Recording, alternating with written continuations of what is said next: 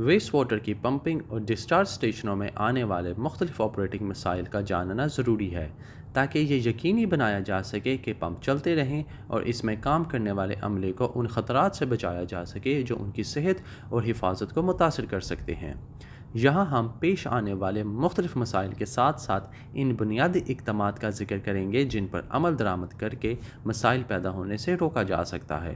سب سے پہلے کئی عناصر اسٹیشن کے معمول کے کاموں کو متاثر کر سکتے ہیں۔ کمبائنڈ اور separate waste water networks میں بہنے والے ویسٹ میں اکثر ٹھوس مواد بھی شامل ہوتا ہے، جیسا کہ ڈس انفیکشن وائپس۔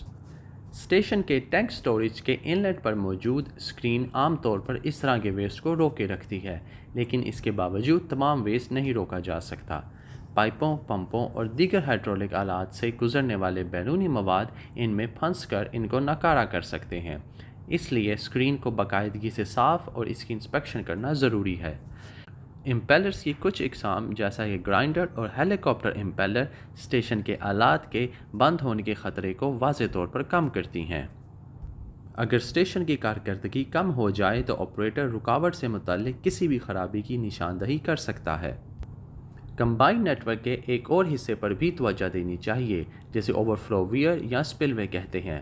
در حقیقت اس ویئر کو بارش کے واقعات کے دوران ذخیرہ کرنے والے ٹینک میں بہنے والے اضافی ویسٹ کو اوور فلو ہونے دینا چاہیے۔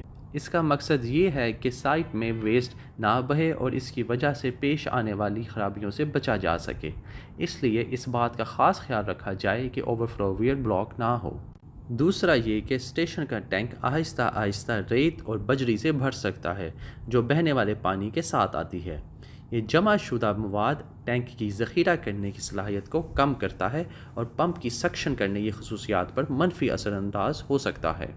اس لیے پریونٹیو مینٹیننس اور انسپیکشن کو باقاعدگی سے کیا جانا چاہیے تاکہ ٹینک میں جمع ہونے والی ریت کی سطح کو چیک کیا جا سکے اور ضرورت پڑنے پر صفائی کے کاموں کی سکیجولنگ بھی کی جا سکے۔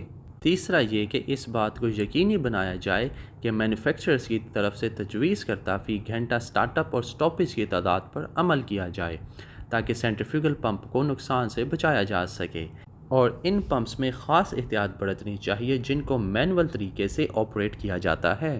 ہائیڈروجن سلفائڈ جسے H2S بھی کہا جاتا ہے، اس کی مقدار کے بارے میں خاص خیال رکھنی ضروری ہے جو اکثر پانی کے نیٹ ورکس میں پائی جاتی ہے۔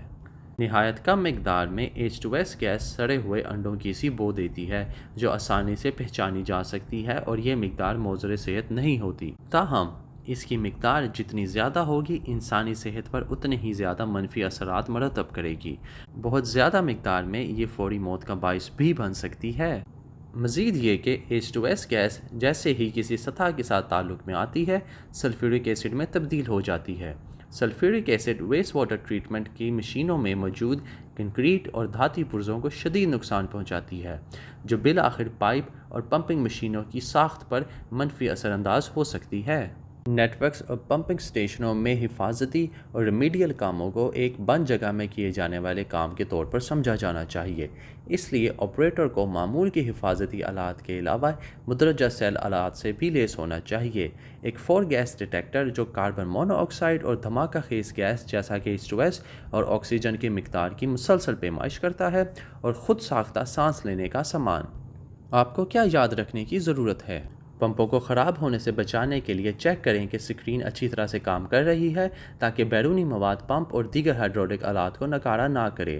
ٹینکوں میں ریت کی مقدار کی نگرانی کریں، مینوفیکچرر کے بتائے ہوئے فی گھنٹہ سٹارٹ اپ اور سٹاپیج کے تعداد کے مطابق آپریٹ کریں، اور آخر میں تکنیکی ماہرین کی حفاظت کی ضمانت دینے اور زنگ کو روکنے کے لیے ہائیڈروجن سلفائڈ کی مقدار کی نگرانی کرنا بہت ضروری ہے۔